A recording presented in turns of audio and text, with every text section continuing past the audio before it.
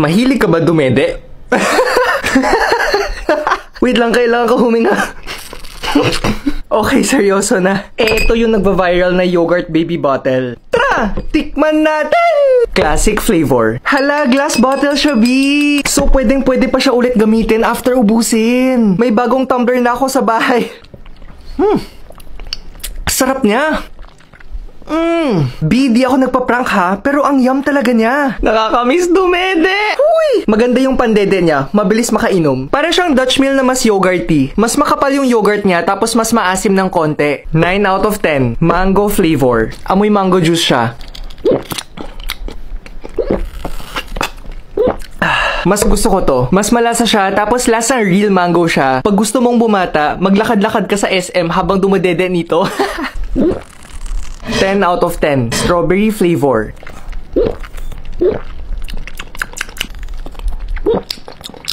Okay naman siya. Very strawberry yung flavor niya. Pero medyo na-disappoint ako ng konti kasi expect ko na mas matamis siya konti.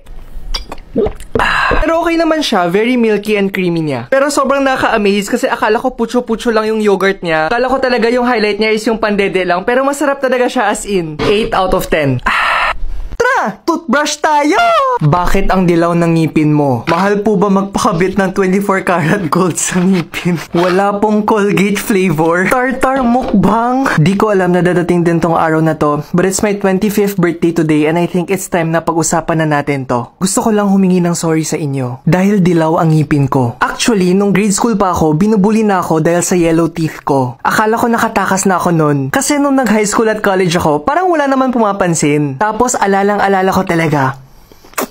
Yung first ever mukbang video ko dito sa TikTok, parang white rabbit ata kinakain ko nun. Sobrang dami kong hate comments na natanggap dahil sa ngipin ko. Super na-depress ako nun kasi eto lang naman yung hilig ko eh. Magbenta ng food dito sa online grocery ko, tapos syempre making mukbang videos. Syempre question ko talaga yung sarili ko kung tama ba talaga to sa akin. The truth is, dilaw ang ngipin ko dahil sa genetics. Naman ako to sa Chinese family ko. At hindi siya dahil nag-braces ako ah. Sabi naman ng dentist ko, healthy naman ang teeth ko. 3 beses lang ako hindi nakapag-toothbrush sa buong buhay ko. And isang time na yon, parang nahulog ko yung toothbrush ko sa inidoro dahil nagtutoothbrush ako habang nagwiwiwi sa isang school retreat. Trust me, lahat na try na namin para pumuti yung ngipin ko. Gusto nyo makita collection ko? Colgate Close Up, Sensodyne Oral-B. Pamay na lang ha, charot. The reason kung ba't ko talaga ginawa tong video is because may nag-message sa akin na bata galing sa TikTok. And parang ako, nabubuli din siya dahil sa yellow teeth niya. And I think it's finally time to let people know na hindi tama yung panloloko ng isang tao dahil sa kulay ng ngipin nila. They were born with that, hindi naman nila pinili yon. Pwede ka maging curious pero please keep the bad comments to yourself. May mga tao na insecure pa sa sarili nila at baka ma-hurt niya sila. Ako na lang i-bash nyo, okay lang kasi manhid na ako. Proud na proud ako sa yellow teeth ko. Actually, sobrang daming brands at dentists dyan ang gusto mag-sponsor sa akin ng teeth whitening. Pero syempre, I'll never change who I am. Never ako titigil sa pagmumukbang. Makikita at makikita nyo pa talaga ang yellow teeth na to. Love lang tayo ah. Bye-bye! Ha?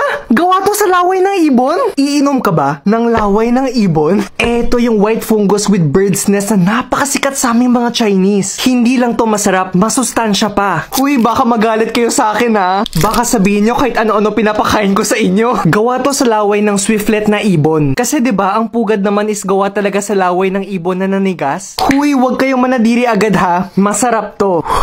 Tara, tikman natin!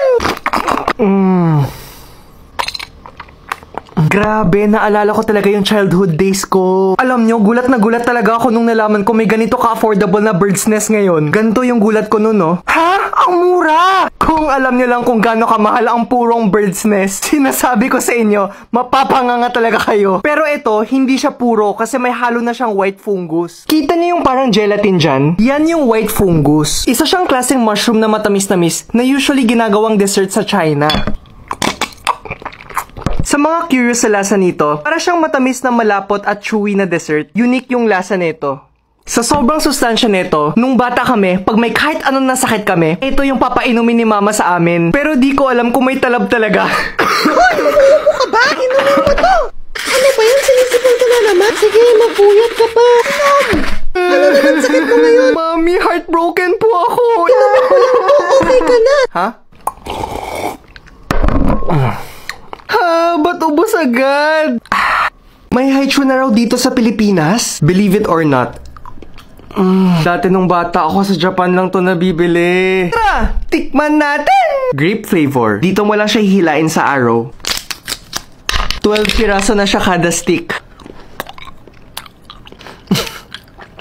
Ang chewy niya and sobrang grapey. Haichu ang tawag dito kasi talagang one of the chewiest candies to na mangunguya mo ever. Kung napansin nyo yung gitna niya medyo ibang kulay, nandyan kasi lahat ng fruit juice. Very malasa siya kahit nalunok mo na yung candy, yung lasa nasa bunganga mo pa rin.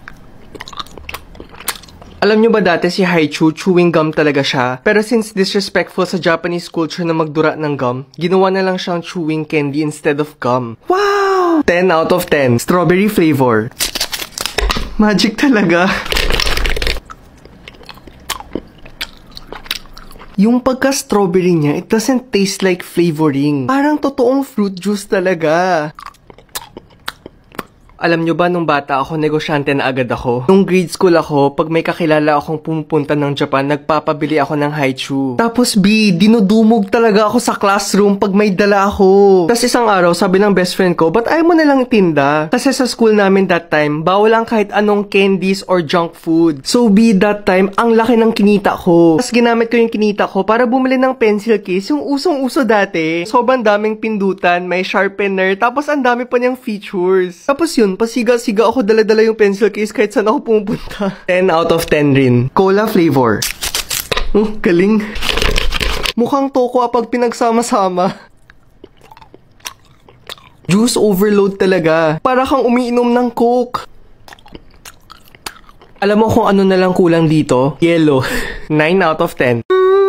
Babe, ang landi mo. Wala pang Valentine's. Ang daming nanonood doon. Valentine's Day na naman, tapos hanggang ngayon, wala ka na namang regalo para sa jowa mo o para sa sarili mo. Ako na bahala sa'yo. Alam mo, dahil dito, sobrang daming babae ang nagkagusto sa... Aray ko, babe, hindi mo kasi ako pinatapos. Sobrang daming babae nagkagusto sa akin dati. Tuwing Valentine's, eto yung lagi kong binibili para kay baby. Di ba, babe, favorite mo ang dark chocolate? Aray... si Patricia pala yung my favorite. Joke lang, babe. Syempre, wala akong kilalang Patricia. Sino ba yun? White chocolate ang lagi kong binibili. 6 to 8 pieces na siya isang pouch. Tapos hindi ka maniniwala kung magkano lang ang isa. Packaging pa lang niya, iisipin mo baka 300 to 500 sa ibang bansa. Pero actually, 99 pesos lang to. Tignan mo, bawat chocolate may buong strawberry sa loob. Sino ang di matutuwa dito? Pag may nagbigay nga lang siya ng chocolate, halos mamamatay ka na sa kilig. Paano pa kung may strawberry sa loob? Actually, sa sobrang cute ng packaging niya, hindi mo na kailangan balutin. Bigay mo lang as is, hindi mo pa kailangan gumastos sa packaging. Okay lang pag hindi siya mahilig sa strawberry dahil meron tayong chocolate-coated almonds. Ang dami na niya, oh. Eto naman, almonds yung nasa loob. Grabe, bagay na bagay talagang almond sa chocolate. Parang tayo, babe. Bagay na bagay sa isa't isa. Sige na nga, babe. Di na ako magsasalita. Kakain na lang ako. Di siya nakakasawa. Ay, ano yan, babe? Bati na tayo? Ay.